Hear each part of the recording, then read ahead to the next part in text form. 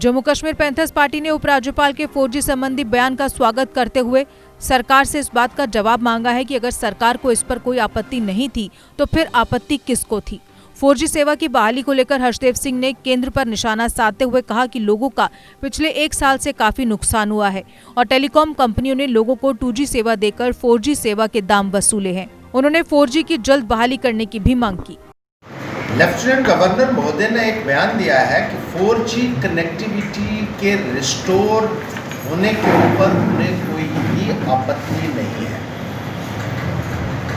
हम उनके इस बयान का स्वागत करते हैं, लेकिन ये भी पूछना चाहते हैं कि अगर लेफ्टिनेंट गवर्नर की एडमिनिस्ट्रेशन को कोई आपत्ति नहीं थी तो ये आपत्ति किसको थी जिसकी वजह से जम्मू कश्मीर के लोगों को 1 साल से 4G कनेक्टिविटी से महरूम रखा गया, क्योंकि बहुत ज़्यादा नुकसान यहाँ के लोगों का हुआ है।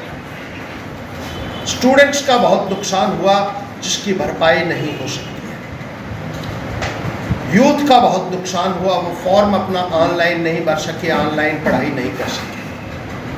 ट्रेडर्स का कहना है कि हज़ारों करोड़ों रुपए का उनका नुकसान हुआ है। प्रोफेशनल्स का नुकसान हुआ है, मीडिया कर्मियों का नुकसान हुआ है, आम जनता का नुकसान हुआ है। आज जो बयान लेफ्टिनेंट गवर्नर महोदय ने दिया है, जहां हम उसका स्वागत करते हैं, वहां बीजेपी की सरकार से ये पूछना चाहते हैं कि निशानदेही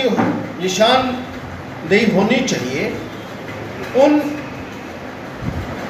ऑफिसर हजरात की, उन अथॉरिटीज़ की जिन्होंने ये बैन आर्बिट्रेरली लगा कर रखा था, क्योंकि गवर्नर महोदय ने ये कह दिया है कि मिलिटेंट्स और पाक स्पॉन्सर्ड एजेंट्स जो है, जो 4G से कर सकते हैं वही 2G से भी वो कर रहे हैं।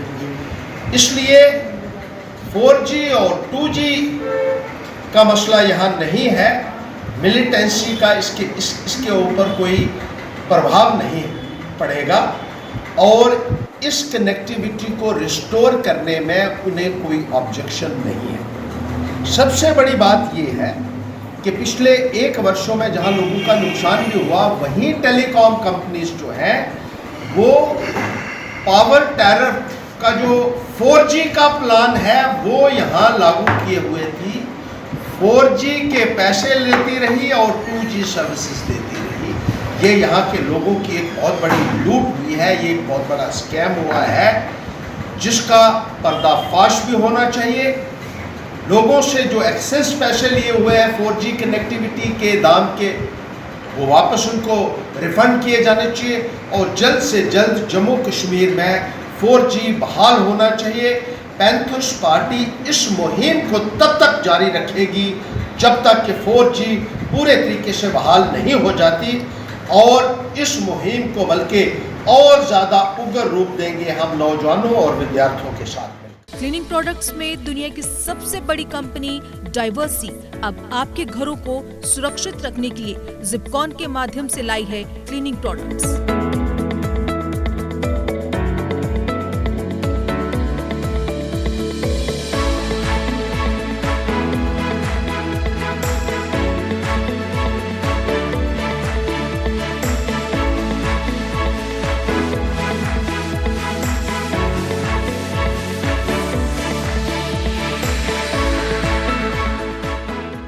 JK Update is fastest growing media house in J&K with 1.5 crore monthly views. JK Update is a best platform for advertise your brands and services. If you want to advertise your products and services, please contact us on this number. Mr. Sushil Sharma 705-109-1804. JK Update. Update रहें हमारे साथ।